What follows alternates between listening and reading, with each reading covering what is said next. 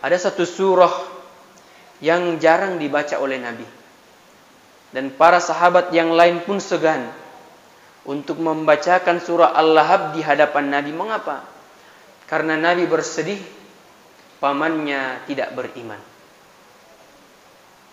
Artinya apa hadirin sekalian? Bahwa keimanan yang melekat pada diri kita saat ini adalah sebuah nikmat yang amat luar biasa. Adalah nikmat yang tidak bisa ditukar dengan materi apapun. Adalah sebuah nikmat yang Allah Subhanahu wa taala tidak berikan kepada orang-orang kecuali Allah Subhanahu wa taala mencintai orang tersebut.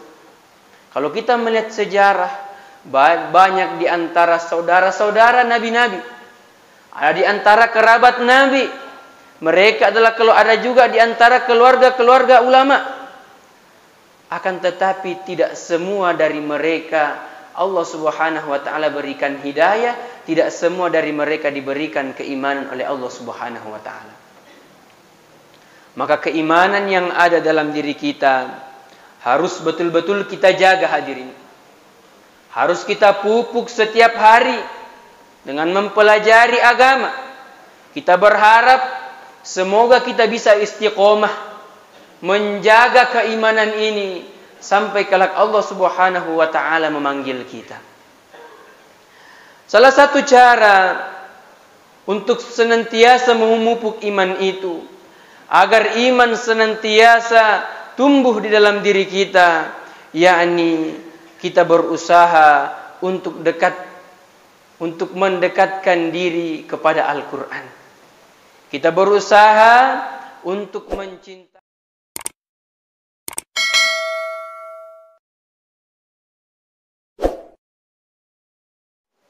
Innal hamdalillah nahmaduhu wa nasta'inuhu wa nastaghfiruh wa na'udzu billahi min shururi anfusina wa min sayyiati a'malina. May yahdihillahu fala mudilla lahu wa may yudlil fala hadiya lahu. Ashhadu an la ilaha illallah wahdahu la syarika lah wa ashhadu anna Muhammadan abduhu wa habibuhu wa rasuluh. Allahumma salli ala sayyidina Muhammad wa ala alihi wa ashabihi wa man tabi'ahum bi ihsanin ila yaumiddin. Amma ba'd. Ma'asyiral muslimin, sidang jamaah tasbih dan jamaah salat maghrib Masjid Nurul Yakin Patobong yang insyaallah dirahmati oleh Allah Subhanahu wa taala. Allah Subhanahu wa taala menggambarkan kepada kita keadaan orang-orang mukmin yang telah memperoleh surga. Allah menggambarkan kepada kita keadaan mereka dalam Al-Quran. Keadaan orang-orang mukmin setelah mereka melewati kepenatan hidup di dunia. Mereka telah memperoleh apa yang telah mereka cita-citakan, yakni surga yang sebagaimana telah Allah Subhanahu wa taala janjikan. Di dalam surga itu mereka senantiasa berkata, Alhamdulillahilladzi hadana lihada. Segala puji bagi Allah yang telah memberikan hidayah kepada kami, sehingga dengan hidayah itu kami memperoleh surga ini. Wa ma kunna linahtadiya laula an hadanallah. Dan tentunya kami tidak akan memperoleh surga ini kalau bukan karena hidayah dari Allah Subhanahu wa taala. Ma'asyiral muslimin, bapak-bapak, ibu-ibu, orang tuaku yang insyaallah dirahmati oleh Allah Subhanahu wa taala. Kita berkumpul di tempat ini melaksanakan salat maghrib secara berjamaah, berzikir bersama. Itu bukan semata-mata karena kemampuan kita, bukan karena kekuatan dari fisik kita, bukan karena materi yang kita miliki, melainkan semuanya karena hidayah dan petunjuk dari Allah Subhanahu wa taala. Suatu hari Rasulullah sallallahu alaihi wasallam mengunjungi para sahabat.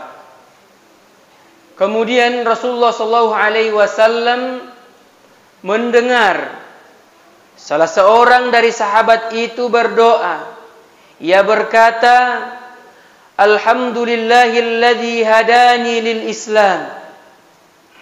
Segala puji bagi Allah yang telah memberikan petunjuk kepadaku berupa agama Islam. Wa ja'alani min ummati Muhammadin sallallahu alaihi wasallam. Dan segala puji bagi Allah yang telah menjadikanku umat dari Nabiullah Muhammad sallallahu alaihi wasallam.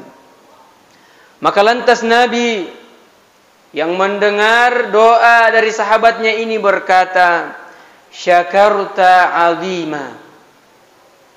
Engkau telah mensyukuri sebuah nikmat yang paling besar. Engkau telah mensyukuri nikmat yang paling agung. Hadirin sekalian, kita tidak pernah meminta secara langsung kepada Allah Subhanahu wa taala agar kita dijadikan orang-orang yang beriman. Akan tetapi Allah Subhanahu wa taala sebagaimana yang kita alami hari ini, Allah Subhanahu wa taala telah menakdirkan kita menjadi orang-orang yang beriman. Padahal betapa susahnya rasul-rasul dahulu menanamkan keimanan kepada umat mereka. Kalau kita melihat sejarah bagaimana perjalanan Nabi Nuh alaihi salam yang berjuang di tengah kaumnya, beliau ingin menanamkan keimanan kepada kaum mereka. Beliau sangat ingin jikalau kaum mereka itu beriman dan takut kepada Allah Subhanahu wa taala. Akan tetapi apa yang terjadi hadirin sekalian? Anaknya sendiri tidak beriman. Nabi Lut alaihi salam yang berdakwah berjuang di tengah kaumnya, beliau ingin menanamkan keimanan kepada kaumnya. Ingin sekali jikalau kaumnya semuanya beriman, takut kepada Allah Subhanahu wa taala. Akan tetapi hadirin, istrinya durhaka, ia tidak beriman. Nabi Musa alaihi salam yang berjuang tiap hari tiap malam, berdakwah mendakwahkan tauhid kepada Allah Subhanahu wa taala, mendakwahkan tauhid Allah Subhanahu wa taala, ingin sekali jikalau kaumnya beriman. Sampai ia hadapi berbagai macam ancaman, bahkan ancaman pembunuhan dari seorang raja yang berkuasa pada waktu itu sampai ia mengaku sebagai Tuhan. Apa yang terjadi? Fir'aun tidak beriman.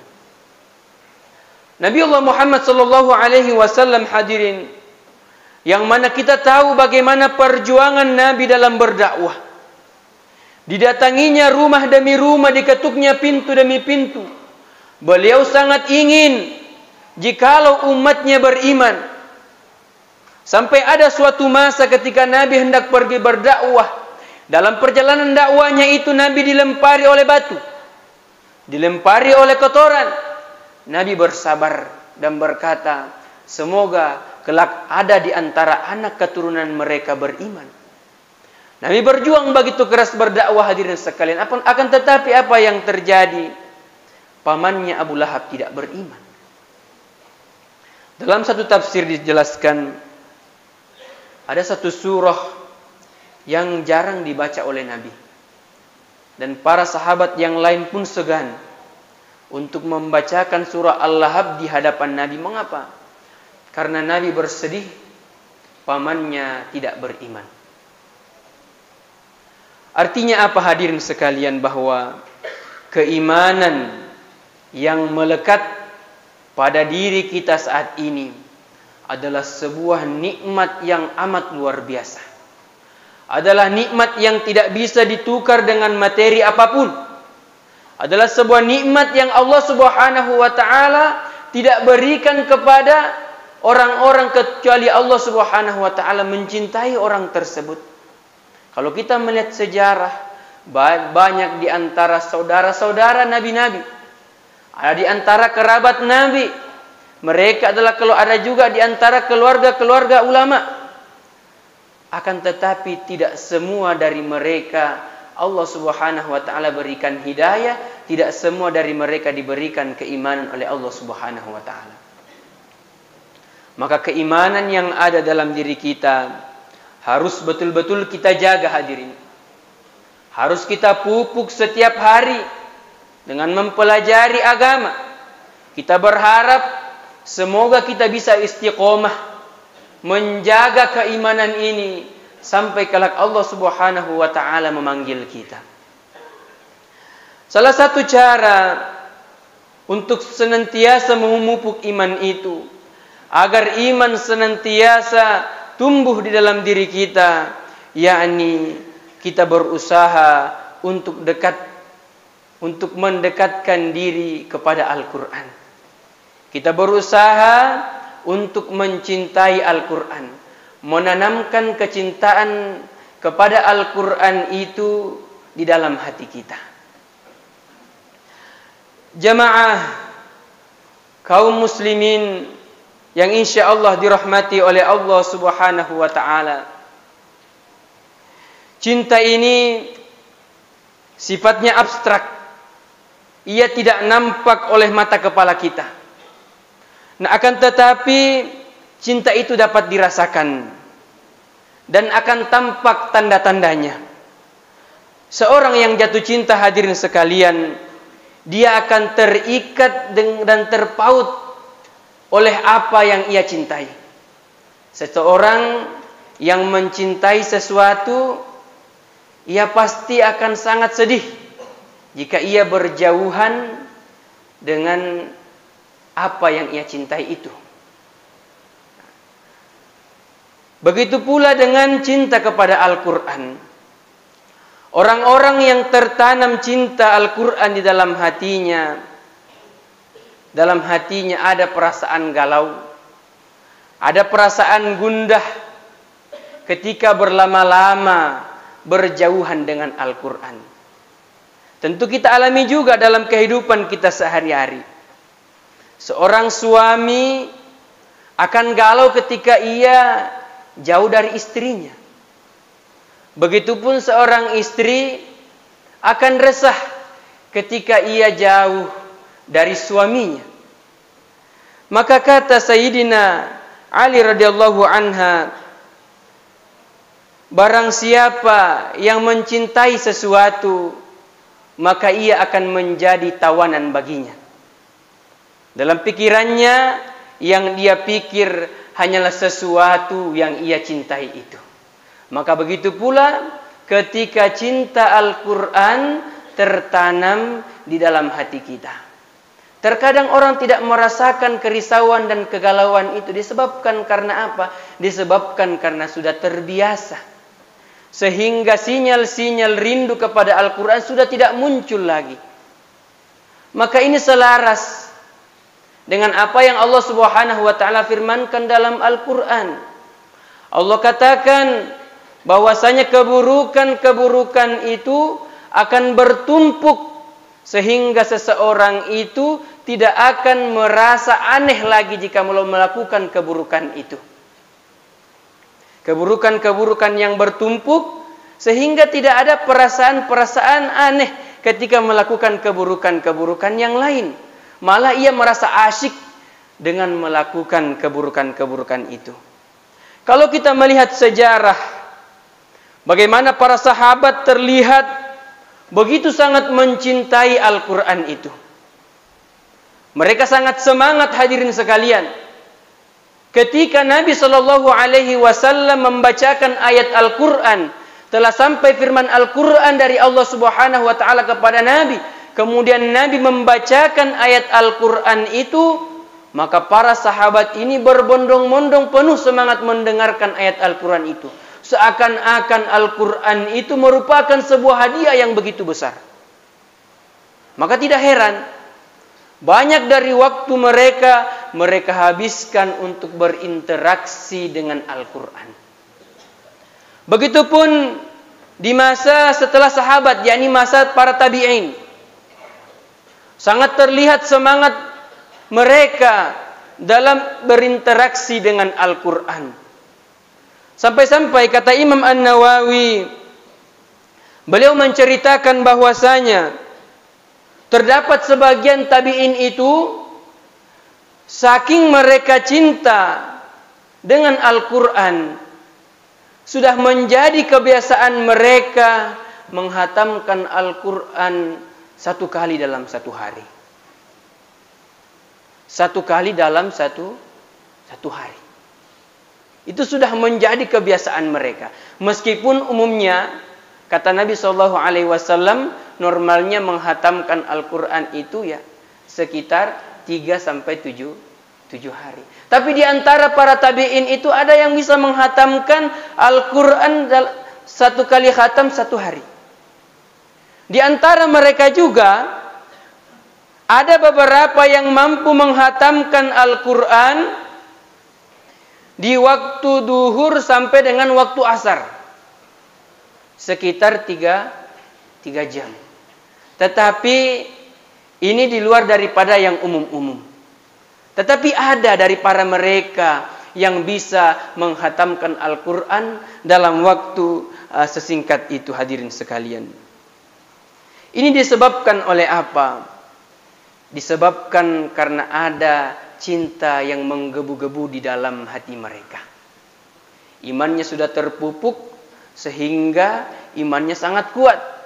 Sehingga kebiasaan-kebiasaan seperti itu sudah menjadi kebiasaan yang mereka lakukan setiap hari. Bahkan mereka merasa lain jikalau mereka tidak melakukan amalan itu.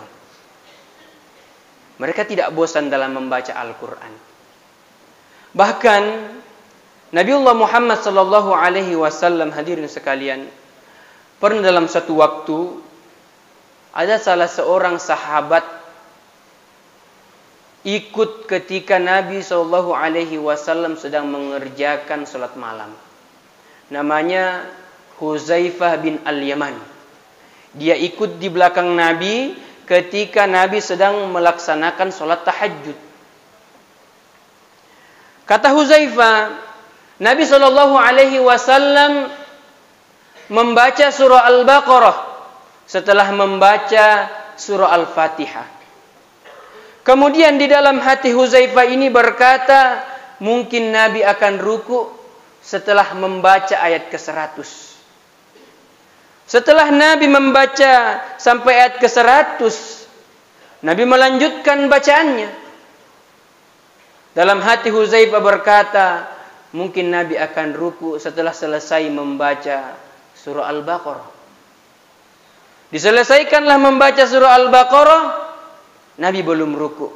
Nabi melanjutkan dengan membaca surah Ali Imran. Sudah berapa juz? 2,5 juz. Dalam hati Huzaifah berkata, oh mungkin setelah selesai Ali Imran mungkin sudah ruku. Ternyata belum, hadirin sekalian. Setelah selesai membaca Ali Imran, Rasulullah sallallahu alaihi wasallam melanjutkan dengan membaca surah An-Nisa. Baru setelah itu Rasulullah sallallahu alaihi wasallam ruku. Ini baru satu rakaat. Kalau kita bayangkan betapa hebatnya ibadah dari Nabiullah Muhammad sallallahu alaihi wasallam. Kalau kita mau bandingkan dengan kebiasaan-kebiasaan kita, bisa kita katakan, hadirin, sangat jauh bahkan di antara langit dan bumi. Hadirin sekalian, ini karena apa? ada cinta yang menggebu-gebu dalam hatinya terhadap Al-Quran.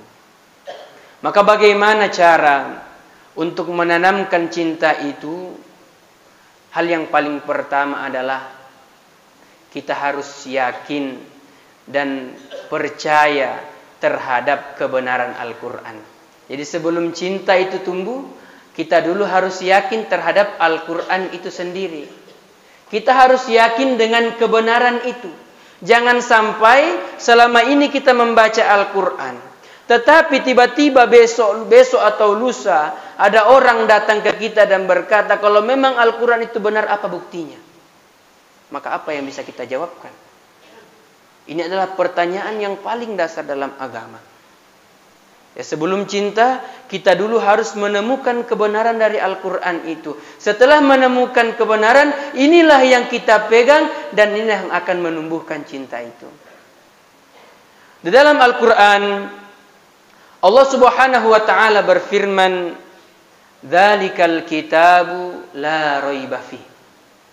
Kata Allah, inilah kitab yang mana tidak ada keraguan di dalamnya.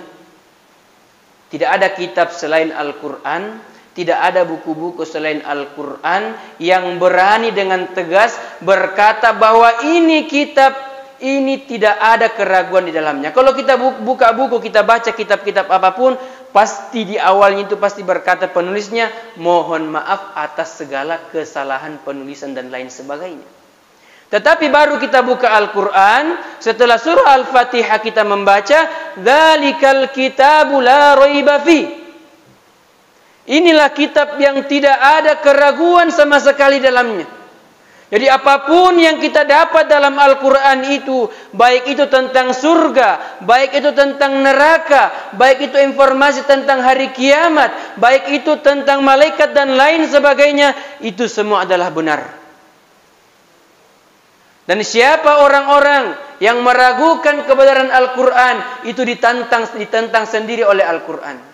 Allah Subhanahu wa taala berfirman di dalam Al-Quran, "Wa in kuntum fi raibin mimma nazzalna ala 'abadina."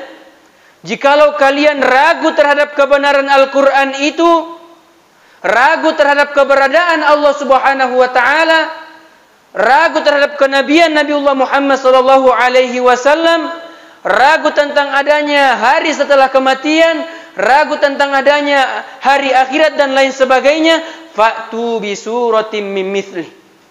Maka jawablah tantangan dari Al-Quran, datangkan yang semisal dengan Al-Quran itu. Kalau tidak mampu mendatangkan yang semisal dengan Al-Quran, cukup satu surah saja. Wada'u syuhada'akum min dunillah. Kemudian panggillah seluruh pembantu-pembantu kalian, kata Allah. Panggil jin, panggil iblis, panggil seluruh manusia, orang-orang pintar, panggil semua berkumpul untuk membuat sesuatu yang bisa menandingi Al-Quran. Kalau tidak bisa satu Al-Quran, cukup satu surah saja. Surah yang paling pendek dalam Al-Quran itu, hadirin, kita tahu bersama, yakni surah Al-Kautsar. Inna a'tainakal kautsar fasholli lirabbika wanhar inna syani'aka huwal abtar. Tantangan ini terbuka sekitar 1400 tahun yang lalu.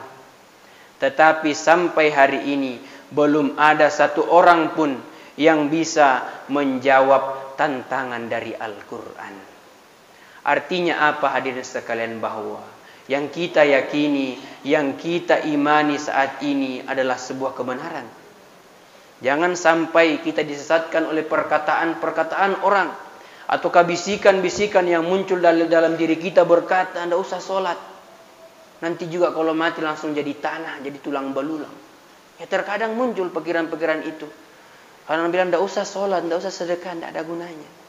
Mending uangnya pakai kesini dan lain sebagainya." Terkadang muncul bisikan-bisikan seperti itu.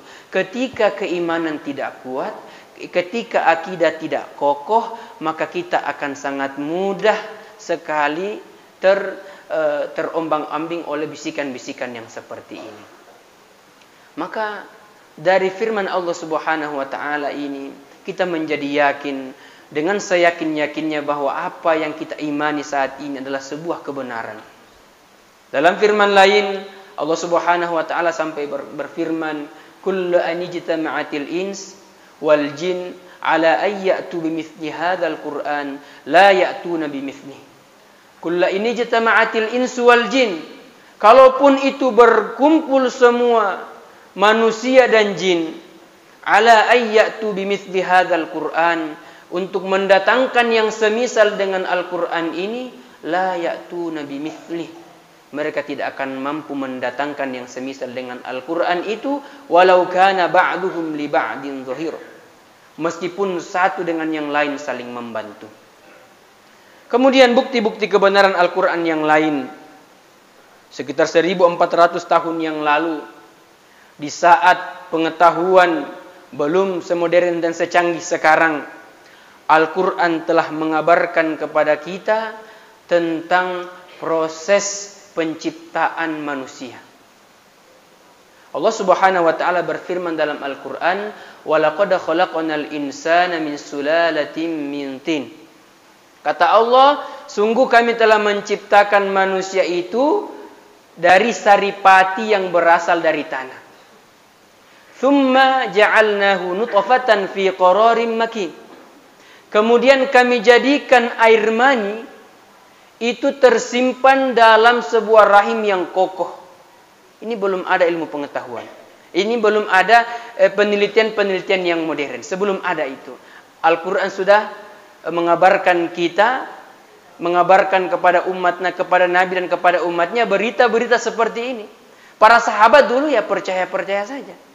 Karena mereka sudah mengimani, mereka sudah sangat percaya kepada Nabi. Iman mereka sudah kuat. Wa ja'alnahu nutfatan fi qararin makin, thumma khalaqna an-nutfata 'alaqatan, fa khalaqna al-'alaqata mudghah, fa khalaqna al-mudghata 'idhama, fa kasawna al-'idhama lahma. Kemudian Allah Subhanahu wa taala menjadikan tadi air mani yang tersimpan di rahim itu menjadi sebuah darah yang menempel, menjadi embrio. Setelahnya itu dia berkembang menjadi segumpal daging. Kemudian segumpal darah tadi itu berubah menjadi daging, dan daging itu berubah menjadi tulang. Fakasawnal 'idhama lahma. Kemudian tulang belulang itu dibungkus oleh daging-daging. Tsumma ansha'nahu khalqan akhar, dan terbentuklah wujud manusia. Ini Al-Quran sudah mengabarkan kepada umat Islam sekitar 1400 tahun lalu, dan tinggal penelitian modern yang belakangan ini membenarkan apa yang telah dikabarkan oleh Al-Quran. Al-Quran katakan bumi itu adalah pasak. Bumi itu adalah pasak yang menancap ke bumi. Ya, para sahabat dulu mereka beriman, mereka percaya apa yang dikatakan oleh Nabi. Setelah sekarang ilmu pengetahuan berkembang, mereka percaya dengan betul-betul setelah diteliti bahwa memang ternyata gunung itu adalah pasak. Gunung itu adalah pasak, sehingga ketika terjadi gempa, gunung inilah yang membantu meredam gempa itu. Inilah salah satu bukti dari sekian banyak bukti dan kebenaran yang disampaikan oleh Al-Quran. Jamaah salat maghrib rahimakumullah.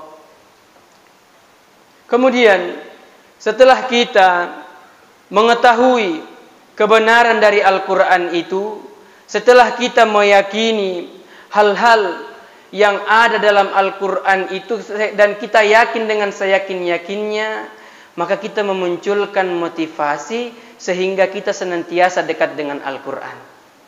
Ya. Setelah kita yakin, dan datangkanlah motivasi itu sehingga kita bisa senantiasa kuat dan terpanggil kepada Al-Quran itu. Kata Rasulullah SAW, "Inna lillahi ahlina min khalqih." Sesungguhnya Allah Subhanahu wa taala memiliki keluarga dari kalangan manusia. Jadi Allah memiliki keluarga dari kalangan manusia. Maka sontak para sahabat berkata, "Man hum ya Rasulullah?" Siapa mereka wahai Rasulullah? Kata Allah, "Hum ahlullah." Mereka hum ahlul Quran. Mereka adalah ahli Al-Quran. Hum ahlullahi wa khassatuhu. Mereka adalah keluarga dari Allah Subhanahu wa taala dan mereka adalah orang-orang yang diutamakan oleh Allah Subhanahu wa taala. Kemudian sabda dari Rasulullah sallallahu alaihi wasallam, kata Rasulullah sallallahu alaihi wasallam, "Iqra'ul Qur'an." Bacalah Al-Qur'an itu, fa innahu ya'ti yaumal qiyamah syafi'an li ashabih. Karena sesungguhnya Al-Qur'an itu akan datang pada hari kiamat sebagai pemberi syafaat kepada orang-orang yang senantiasa membacanya. Al-Quran itu akan menjadi penolong bagi kita di akhirat kelak jikalau kita konsisten dalam membaca Al-Quran di dunia. Al-Quran akan datang menemani kita pada saat sakaratul maut. Al-Quran akan datang menemani kita ketika berada dalam kegelapan kubur.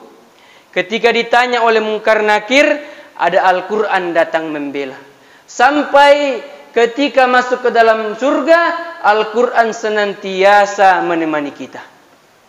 Sabda Rasulullah sallallahu alaihi wasallam, kata Rasulullah sallallahu alaihi wasallam, "Yaji'ul Qur'anu yaumal qiyamah." Kelak Al-Quran akan datang pada hari kiamat, fayaqul, dia akan berkata, "Ya Rabbi halih." Wahai Tuhanku, berikan kemuliaan kepada orang ini. Fayulbasu tajul karamah. Maka orang-orang yang setia dengan Al-Quran semasa di dunia itu, fayulbasu tajul karamah, di akhirat mereka dipakaikan tajul karamah, mahkota kemuliaan, yang menjadikan ia berbeda dengan yang lain. Thumma yaqul ya Rabbi halli. Thumma yaqul ya Rabbi zidhu. Al-Quran berkata lagi, tambahkan lagi ya Allah. Fayulbasu hullatal karamah. Kemudian orang ini dipakaikan baju jubah kemuliaan, sehingga menjadikan ia berbeda dengan orang-orang yang lain. Thumma yaqul ya Rabbi ridhaan. Al-Quran berkata lagi, wahai Tuhanku, ridhoi dia sebagai penghuni surga. Fayardhaan. Fayuqalu lah, iqra warqa. Bacalah dan naiklah. Warattil kama kunta turattilu fi darid dunya. Dan bacalah sebagaimana dulu engkau membacanya di dunia. Fa inna manzilataka 'inda akhiri ayatin taqra'u biha. Karena sesungguhnya kedudukanmu di surga tergantung seberapa banyak ayat yang engkau baca itu. Maka ketika ia membaca ayat itu, naiklah derajatnya. Dibaca lagi, naik derajatnya. Sampai pada tingkat yang paling tinggi, bertemu dengan Nabiullah Muhammad sallallahu alaihi wasallam. Dan inilah yang Al-Quran akan berikan kepada orang-orang yang setia kepada Al-Quran semasa hidup di dunia. Apa yang Al-Quran inginkan dari kita? Al-Quran hanya ingin kita menjadikannya sebagai teman hidup. Al-Quran hanya ingin kita meluangkan waktu kita untuk membaca, menghayati, dan mengamalkan apa yang menjadi isi dari Al-Quran. Sebisa mungkin waktu-waktu kita isi dengan bacaan-bacaan Al-Quran itu. Jikalau bacaan Al-Quran kita masih kurang, maka jangan malu, jangan gengsi, datanglah kepada orang-orang yang pandai dalam membaca Al-Quran, datang belajar. Ketika bacaan kita sudah baik, maka mulailah konsisten untuk membaca Al-Quran itu setiap harinya. Ada beberapa rumus dalam konsistensi membaca Al-Quran itu. Ketika kita ingin membaca 1 juz dalam 1 hari, maka konsistenlah membaca 2 halaman sebelum waktu sholat dan 2 halaman setelah waktu sholat. Sebelum subuh kita baca 2 halaman. Setelah subuh kita baca 2 halaman. Sebelum zuhur baca 2 halaman. Setelah zuhur kita baca 2 halaman. Sebelum asar kita baca 2 halaman. Setelah asar kita baca 2 halaman. Sebelum maghrib baca 2 halaman. Setelah maghrib kita baca 2 halaman. Sebelum isya kita baca 2 halaman. Setelah isya juga kita baca 2 halaman. Insya Allah ketika konsisten kita bisa membaca 1 juz dalam 1 hari. Kalau itu masih terlalu banyak, dikurangi. Setengah juz dalam 1 hari. 1 halaman sebelum sholat, 1 halaman lagi setelah sholat. Ketika itu masih dihitung banyak, kurangi lagi. Sampai akhirnya menawar, ujung-ujungnya tidak ada semangat lagi dalam membaca Al-Quran. Artinya apa hadirin sekalian? Bahwa untuk menanamkan kecintaan kepada Al-Quran itu memang butuh sedikit paksaan. Dan selagi kita masih memiliki umur, selagi kita masih memiliki kesempatan, marilah kita paksakan diri kita untuk terbiasa berlama-lama dengan Al-Quran.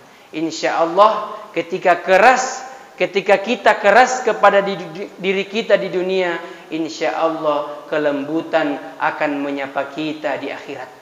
Tetapi ketika kita lemah terhadap hawa nafsu kita di dunia, pasti azab yang akan keras menghampa kita, menghimpit kita di akhirat kelak. Barangkali inilah yang bisa saya sampaikan pada kesempatan ini. Kurang lebihnya mohon dimaafkan. Semoga apa yang disampaikan, yang kita dengar bersama pada malam hari ini dapat bermanfaat bagi kita semua, khususnya untuk saya pribadi. Kurang lebihnya mohon dimaafkan. Wabillahi taufiq warahmah. Wassalamualaikum warahmatullahi wabarakatuh.